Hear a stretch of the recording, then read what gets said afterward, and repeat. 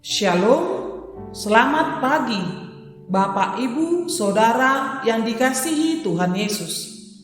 Pagi ini, Sabtu 4 Februari 2023, saya, Pendeta John Patar Situmeang, bersama Saudara Beni Huta Barat, mengajak kita semua untuk mengikuti renungan harian yang dikeluarkan oleh Sinode Gereja Kristen Okumene di Indonesia GKO dengan berpedoman pada pola pembacaan Alkitab 4M, yaitu menerima, merenungkan, melakukan, dan membagikan firman Tuhan.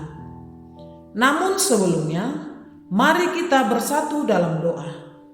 Bapa kami yang di surga, di pagi ini kami naikkan syukur kepadamu karena Engkau telah menyertai tidur kami sepanjang malam. Dan kini kami bangun dengan nafas kehidupan dan kekuatan baru datang ke hadirat-Mu, hendak membaca dan merenungkan firman-Mu. Ya Roh Kudus, terangi hati serta pikiran kami untuk memahami firman-Mu. Demi Kristus Yesus kami berdoa. Amin. Firman Tuhan pada pagi ini diambil dari Kitab Mika 6 ayat 8 dengan tema 3 permintaan. Hai manusia, telah diberitahukan kepadamu apa yang baik dan apakah yang dituntut Tuhan daripadamu selain berlaku adil, mencintai kesetiaan, dan hidup dengan rendah hati di hadapan Allahmu. Kita akan merenungkan bacaan kita dengan menjawab pertanyaan-pertanyaan berikut ini. Pertanyaan yang pertama, apa poin utama yang diminta Allah kepada umat melalui Nabi Mika ayat 8a? Adil. Pertanyaan yang kedua, apa perbuatan baik dan benar yang harus kita lakukan setiap hari? Ayat 8b. Berlaku adil, mencintai kesetiaan, dan hidup dengan rendah hati. Baik, terima kasih Saudara Beni yang sudah membaca firman Tuhan dan menjawab pertanyaan-pertanyaan tadi dengan baik. Adil adalah poin utama yang Mika sampaikan dalam ayat 8 ini. Kritikan Mika kepada para penguasa tertuang dalam ayat 8 ini. Peringatan keras itu ditandai dengan kenyataan bahwa penguasa dan umat Israel ternyata tidak hidup selaras dengan firman Allah. Maka ada sedikitnya 3 hal yang sesungguhnya Allah minta untuk dilakukan dan dihidupi oleh penguasa dan umat. Yang pertama, berlaku adil. Kita mampu memberikan apa yang menjadi hak kewajiban secara adil dan bertanggung jawab kepada semua orang tanpa terkecuali. 2. Mencintai kesetiaan. Kita mampu setia kepada Allah dan firman-Nya dan mau melakukan kehendak Allah.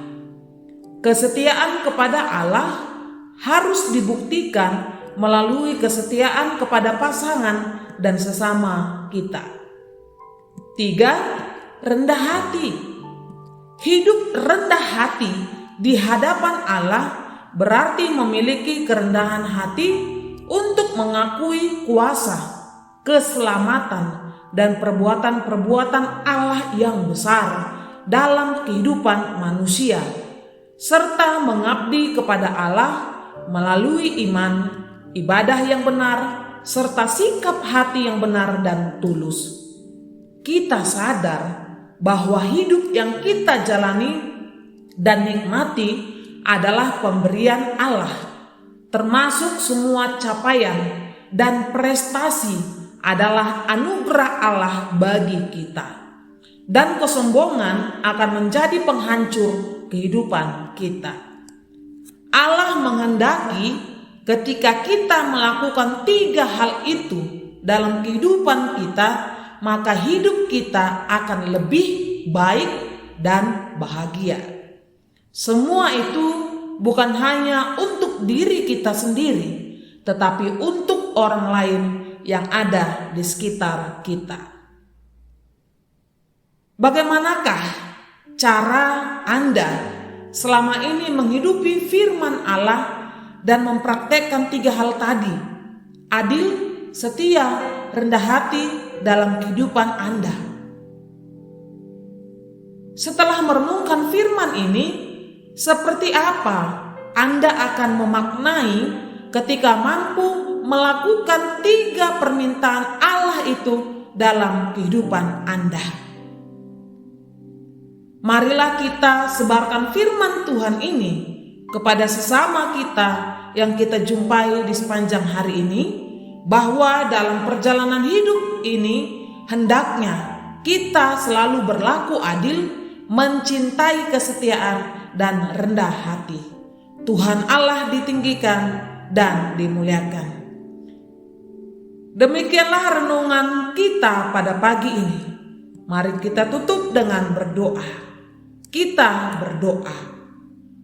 Bapa kami yang di surga, kami ucapkan syukur atas firman-Mu yang kami baca dan renungkan pada pagi ini, yaitu hidup berlaku adil, mencintai kesetiaan, dan rendah hati. Ya Roh Kudus, tolonglah kami untuk menghidupi firman-Mu ini dalam kehidupan kami hari lepas hari.